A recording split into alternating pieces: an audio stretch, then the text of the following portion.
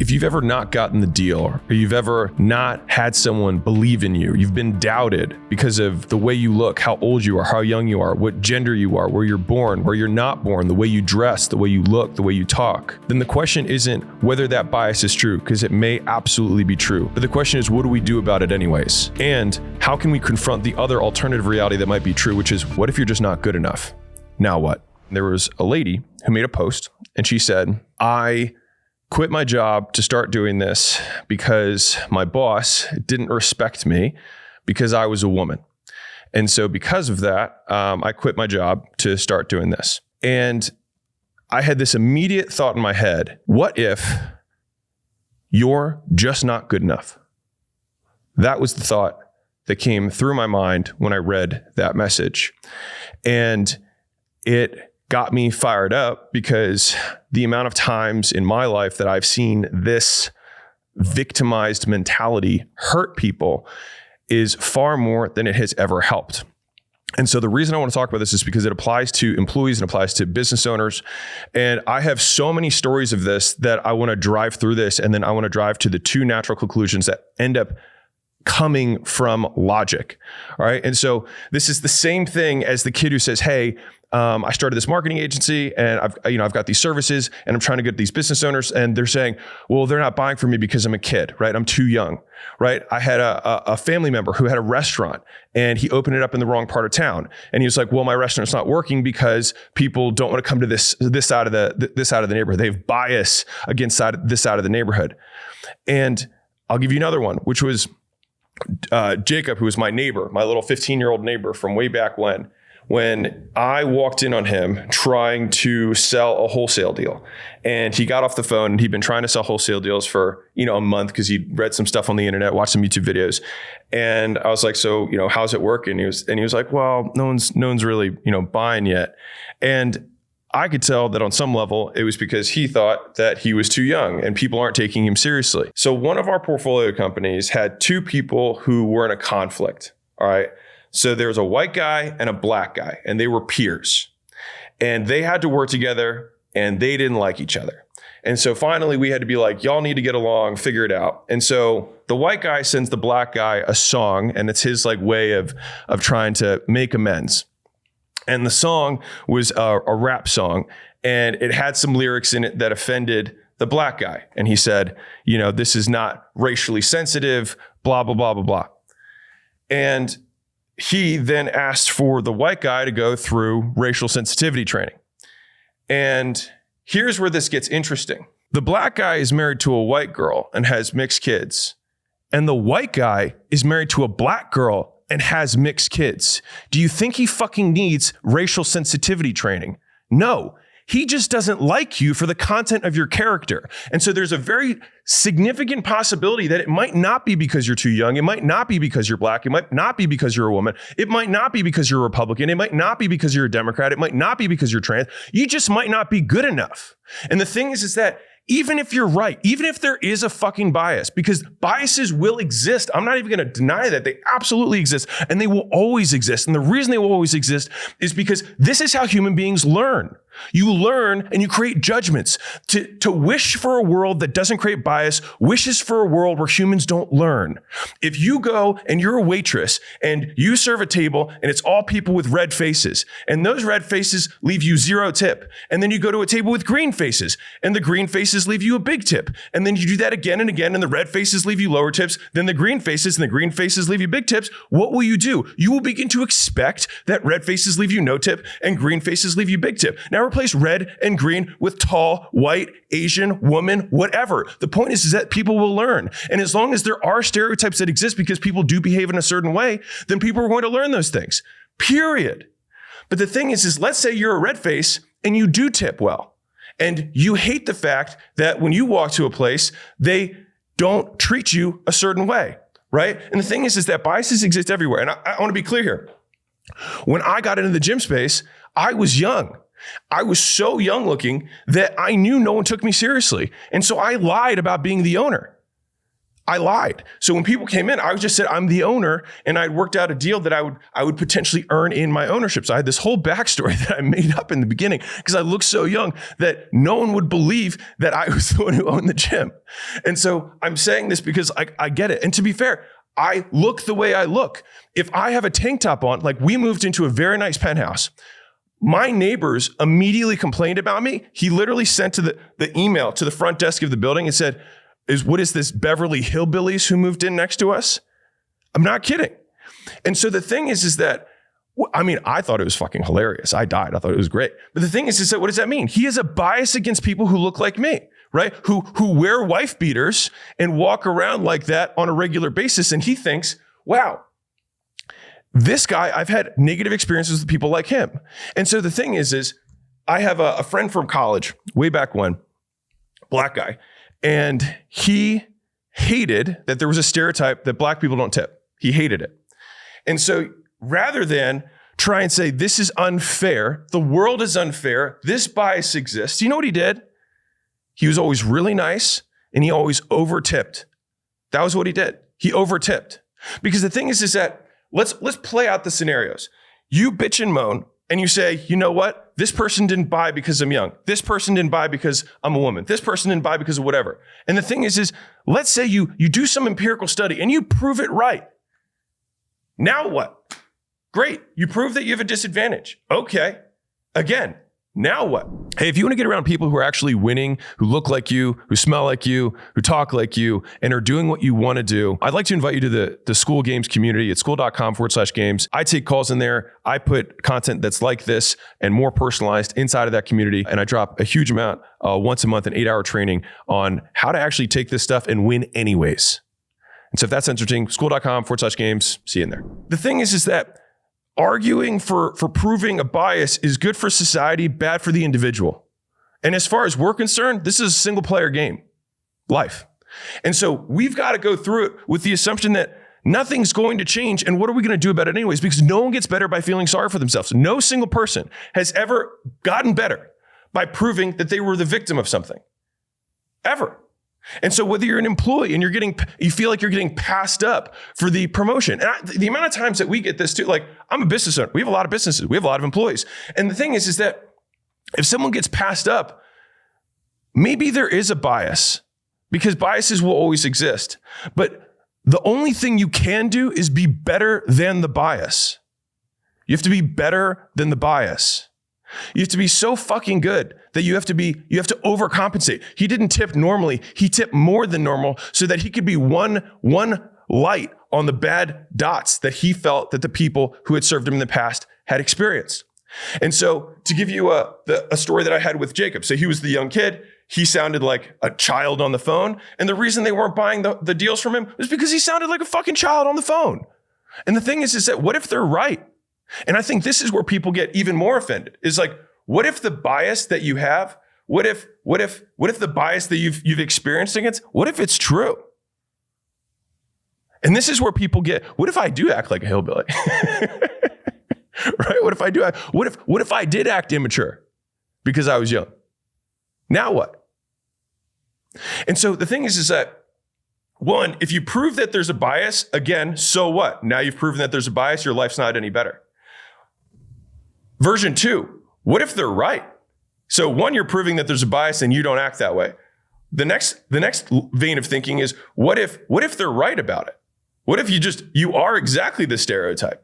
What if I am immature? What if I don't show up on time? What if I am emotional because I act like a child, because I haven't matured yet, because I haven't enough experience in life? Now, what if I'm not consistent because I haven't learned that skill yet, which more young people have that than old people. Old people are notoriously consistent. They love their routines. How many 80-year-olds do you know who don't have routines? Hard to not have one when you're 80, right? You have to break the stereotype of old people by being spontaneous, right? And so the thing is like, these stereotypes exist because biases exist because we're going to always learn. We're always going to make judgments.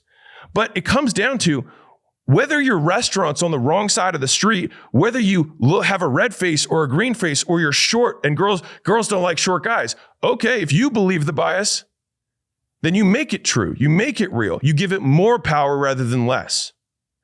And so I look like this.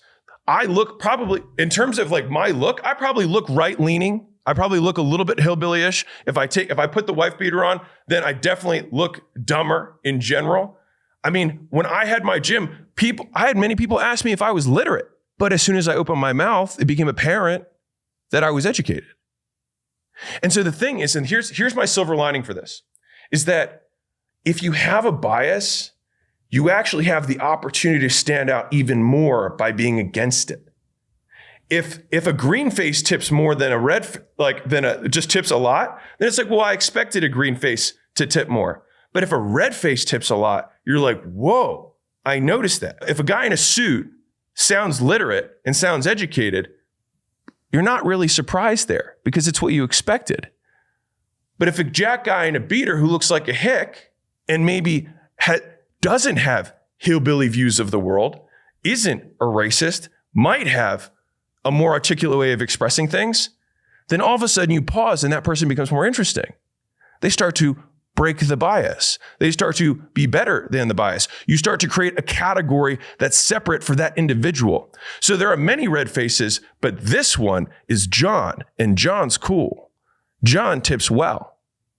The thing is that I think all of us have the opportunity to be John or Sarah, who is a red face, who there are biases that exist. But we could be better than the bias. And I love this quote from Andy Frisella. It's so good, I fucking wish it were mine. He said, personal excellence is the ultimate rebellion. And I just fucking love that. And so the question is always, what are you going to do about it?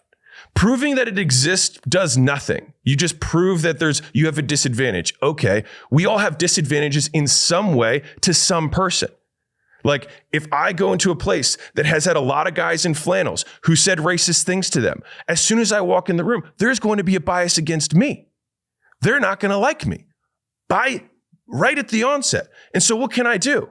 You can play into the bias. I can complain that there's a bias, or I can overcompensate. I can tip more than anyone normally does. I can be more kind, more understanding, more literate. I can work harder. And so I'm going to wrap this to Jacob, because I'll tell you the story. Obviously, I said, listen, I think you suck at sales. I think it has nothing to do with the fact that you're young. And so you got to learn. And he's like, well, how do I learn? And I was like, well, you got to do more than everybody else. And I'm going to give you the advice that I told him. And I would say that he says has changed his life. And so I will share it with you. And this goes for the employees. This also goes for the business owners. It works for everyone, which is, I said, volume negates luck. I said, if you want to be the best, find the best guy in my company. So I got him an interview. I said, I will not get you the job. I said, I can get you an interview because the guy who's going to be hiring you, I was like, it's up to him. And he's got 10 other guys he's been interviewing. And so he decided to give him a shot, right? At gym launch and sales, like getting a job is getting a shot. That's all it is. You still got to work your leads. You still got to generate sales. And so he got on the phones and I said, go find the best guy, look at what he does and do twice as much. Because you have to do twice as much because he's better than you. You can't do as much as the best guy because he's always just going to get ahead. You have to do what he's doing and another full day's work so that you can start catching up. And so he started doing twice as much as what the best guy was doing. And so over time, he became the best guy on the outbound team. And then he moved up to the middle sales team and became the best guy on the qualification team, which is the second highest level of sales guys that we have. And then from there, being the best guy. And here's the thing. Here's the fucking thing. Because he was so young, he's 18 years old. 18 years old. All the guys who were my closers were all men with families. Like they were professionals. It was a strong team. It still is a strong team. And the sales manager, a man with a family, said he was hesitant. He had a bias against him because he was young. He said, listen, I'm not going to just let you on the team. Now, he had objectively had better stats as a setter, and anybody who had been 30 years old with a family would have absolutely gotten put on the closer team. But he said, I want you to go self-generate end to end, click to close. You go find someone in the fucking world, bring them all the way and close them yourself before I let you on the closing team. He had never asked anyone else to do that. And so he did. After he did one, he was like, I need you to do another one to make sure it wasn't a fluke.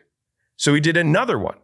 And he said, you know what? Just because I want the team to be really sure because you're young and he had the bias of, oh, Alex knows you. So you're getting special treatment because Alex knows you. You're the friend of the bosses, right? And so he's like, you got to do another one. So he had to do another one. And then when he got on the team, where did he start? Low man. Low man on the totem pole. He was young and he had the bias of, oh, your boss's pet, right? He had to have both of these biases against him because nobody likes that guy, right? And I told him that. I said, they're going to not like you because you're young, and they're not going to like you because they know you know me. And I was like, you need to leave no fucking room for doubt that you earned it. I was like, and so you're going to be left of center. You're going to start 6 feet underground before you can get your head over. I was like, that's what it is. And I was like, either you can bitch and moan about it and you can lose and be right about the fact that you're going to have a bias against you, or you can win anyways. And so what did he do? He became the top performing sales rep with all the grown ass men and their families. Was there bias? Yes. Did he have to do more to get on the team? Yes. Did he have to prove himself in ways that no one else had to? Yes. And so if you're in that position and you feel like you have this bias against you, here's what I would ask if you're an employee. And this is what I would encourage the business owners who are listening to this. Ask this question. What would it take? What would it take for me to get on the team? What would it take for me to be the manager? What would it take for me to be the director? What would it take for me to get a raise? What would it take for me to get a promotion? If I'm the business owner trying to get the deal, what would it take for us to do business together? What would it take for you to say yes? What would I have to do objectively? I get that you've got hesitation. I understand that I'm young. I understand that I got in here because I had some other guy who tapped somebody else's shoulder and got me an interview day one. I get that. I understand that. So what would it take? Well, let me compensate. Let me not just tip normal. I'm not going to tip 20% because other people who look like me don't tip 20. I was like, I'll tip 100. Just tell me, what would it take to change your mind? What would it take for me to not look like a hick, or for you to not think that I'm completely illiterate or uneducated? What would it take? No one benefits from the excuse. You hurt you more by accepting that the excuse is real. Because what the excuse of saying that there is bias and that the bias is the reason that you have not moved forward is that it gives you an excuse for not succeeding. That's all it does. It gives you a nice warm blanket to say, I'm not winning, but this is the reason why. Because the alternative reason of saying, I'm just not good enough, hurts your ego. And to be clear, I am not saying that bias it absolutely exists, but we have to live in a world that it does exist and win anyways. And so I'll show you a note that I leave myself, because I get in the same, everybody's got shit. And so I'll show you what the background on my phone is right now, because this is the season I'm in. If you can see that, it says just win. That's it. It says just win. 2 words. At the end of the day, winners write history. And if you win in the end, if you become the top performing sales rep, that's all that matters. And the only people who care about the biases are the ones who lose. Because those biases are the things that soften their head when they put their head down on their pillow at night, because it makes them feel okay. It doesn't hurt their ego as much to say, if I didn't have this bias, I would have won. But no one remembers them. How much stronger of a story is it that you win despite the bias?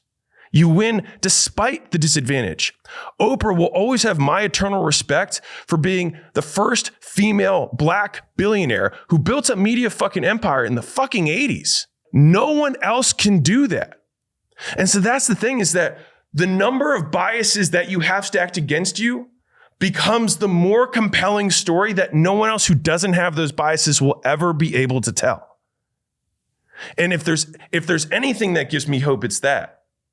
Is that you get the opportunity. You have this one unique opportunity that you get to be an example. You get to be an inspiration to other people who have red faces, who have green faces, who are too young, who are too old. Because those biases, like, I didn't get hired for the tech job because I'm too old. You're not going to fix bias because it's wishing that humans won't learn. And that's never going to happen. But you can still win by simply asking, what would it take? And accepting the only thing that you can control, which is that there is bias. And the reason I did not win is because I'm just not good enough yet. I'm just not undeniable enough yet. Now, I might be good enough if I had a green face, but I'm not good enough if I have a red face. So I got to get that much fucking better. It's the only thing that you can control. And so whether you're a business owner and that restaurant that's on the wrong side of the street, if you have the best pizza in the city, people will go to the hood where it's unsafe to get the pizza. Everybody knows a restaurant where you're like, it's kind of on the wrong side of town. It's a little bit seedy, but man, that Indian curry is fucking off the hook. Everybody, you know that spot. Now, do they have to be better than other places that are in safer, nicer parts of town? Yes, but it doesn't mean that it's impossible. It just means the bar is higher. And the only thing that we have control over is whether we're willing to make the fucking climb. And so I saw that post and I was feeling spicy about it, because the thing is like she was using that as the catalyst for her quitting her job to start a business. And I'm all about that. That's fine. That's awesome. Take your life into your own control. But do not for a second, because I know that belief will not serve her. Her saying, I didn't get promoted because I was a woman. I didn't get respected because I was a woman. And believe me, I know Layla doesn't get nearly enough credit for all the stuff she does in acquisition title. If she was a guy, if she was just a dude and it was just Alex and Dan was a 50-50 partner of mine, Dan would get a shitload more credit than Layla. Layla's a woman and she's my wife. And so the bias that exists against her is that how many business guys have their wife, they say she's the CEO, and really she's just his secretary, right? She's just a helper. Really just has doing some admin tasks. So many people, to this day, we show up to a business conference and other business guys treat her like that. So what's she gonna do? She's just gotta be that much fucking better. And if you knew Layla, which many of you guys don't, if you really knew Layla, she loves it. She loves it. She's like, we're gonna fucking murder him. Layla's way more hardcore than I am. You guys just don't know that. Layla's got a fucking dark side.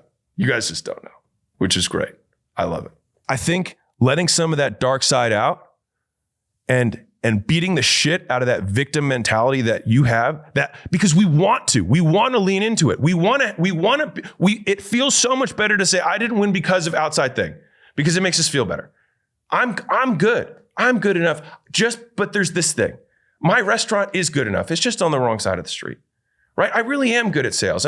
But they don't give me the advancement because I knew Alex or because I'm too young. And I'll just wait a couple of years. What would it take? What would it take for me to become undeniable? For me to be bulletproof?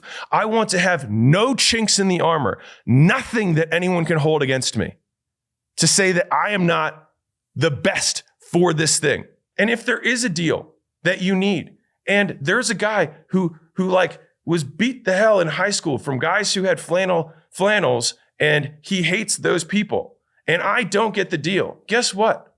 There's other people that will give me the deal. And you just keep moving forward.